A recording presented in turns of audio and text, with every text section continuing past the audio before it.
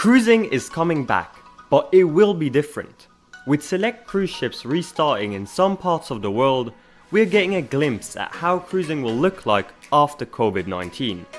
Today, we will be looking at newly released plans and proposed changes in operation from major cruise lines, including Royal Caribbean, Carnival, Norwegian, and others. Some of them will surprise you. Let's get into it. In number 1, and probably the most expected change given the current circumstances, increased medical screenings.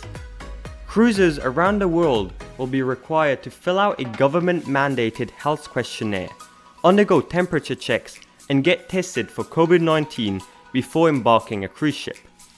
Several cruise lines, including Royal Caribbean and MSC, have announced that they will be providing rapid 15-minute COVID tests to passengers at the cruise terminal, allowing for a quick, easy, and safe embarkation. Cruise lines may also forbid certain passengers in at-risk age groups to board, and will expand the medical center on board to provide for isolation units in case of infections. Crew members will have to undergo even more rigorous screening protocols. Royal Caribbean and Norwegian crew members will have to be tested 3 times and undergo a 1-week quarantine before starting to work. In number 2, we have onboard dining. Life on board will be different, most notably dining and buffets. Buffets are known to get crowded, and its self-service sections pose an increased risk in a pandemic. But on the other hand, they're also one of cruisers' favorite spots on board, and an integral part of the cruising experience. Royal Caribbean witnessed that firsthand when it announced that it would eliminate its Windjammer buffet on board its ships. After cruisers voiced their disapproval, they backtracked and resorted to other safety measures instead.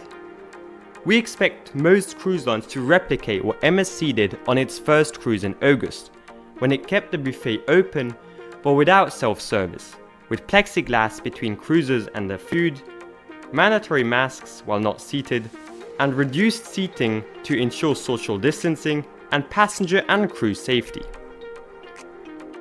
Next up, we have passenger capacity and onboard life.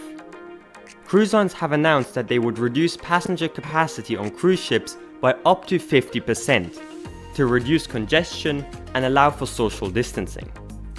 MSC, for instance, set sail at a 60% capacity in August and managed to hold fitness classes, Broadway shows, sporting events, and more safely at lower capacities. This seems to have worked, as after 5 cruises and over 10,000 passengers, no onboard transmission of the virus has been detected. Other cruise lines planning on resuming operations in the US in late November or December will definitely take a look at how MSC and Costa have successfully implemented social distancing policies on board. This includes mandatory face masks indoors and while not seated, pre-bookings and reservations for activities and events to enforce seating capacity restrictions, and reduce interactions with crew members. This is easily achieved by using many cruise lines' pre-existing mobile apps, where you can book reservations, look at a menu, order food, and pay completely contactless and without exchanging cards. Number 4, and that's a big one, itineraries. With several countries still in lockdowns and international travel restrictions in place, cruising itineraries will probably offer less diverse options in the future.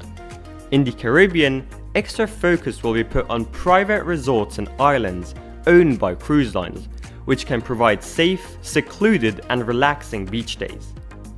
Royal Caribbean's Labadee and Cococay resorts will be staffed by specifically chosen and tested personnel with PPE equipment, which will live in a pre-designated bubble. This will ensure that passengers which go ashore will not be potentially exposed to the virus.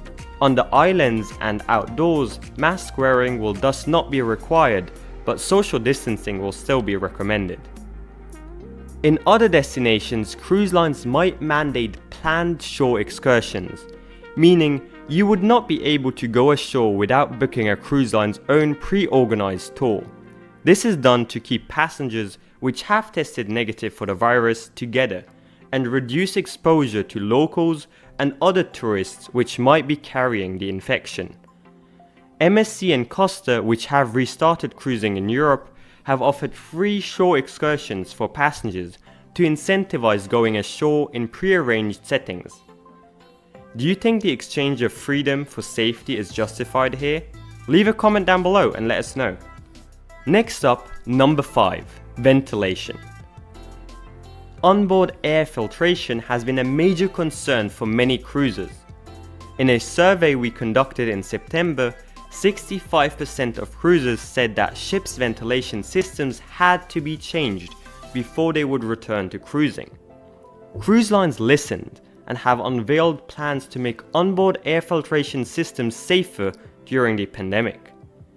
Royal Caribbean, Carnival and Norwegian have all announced that they would upgrade all filters from MERV 8 to at least MERV 13. High frequency areas will also be equipped with H13 HEPA, which removes more than 99.95% of all airborne pathogens, COVID-19 included. These changes, in combination with hourly sanitization and disinfection of common areas on the ship, such as the Lido, atrium, bars and entertainment venues, should provide more safety for passengers on board. Lastly, in number 6, we have cruise bookings. Due to uncertainties in the resumption of cruises, almost all cruise lines now provide more flexible cancellation policies, allowing you to cancel a cruise up to 48 hours before departure while receiving a full refund. This is accompanied by generally cheaper cruises and dozens of sales and offers. Cruise lines are low on cash, and so they will do anything to entice you to book future cruises as soon as possible. If you plan on cruising within the next 2 years, there really is no better time to book than right now. These were the most significant changes we found in the cruise resumption protocols. If you want to read the full 200 pages, including all details, we have linked the PDFs in the comments below. Let us know what you think about these changes, and if you plan on cruising again in the near future. If you enjoyed, please leave a like and subscribe for more cruising content and news. Consider watching our video on the top 5 best new cruise ships coming out in 2021. Thank you for watching, and as always, keep cruising.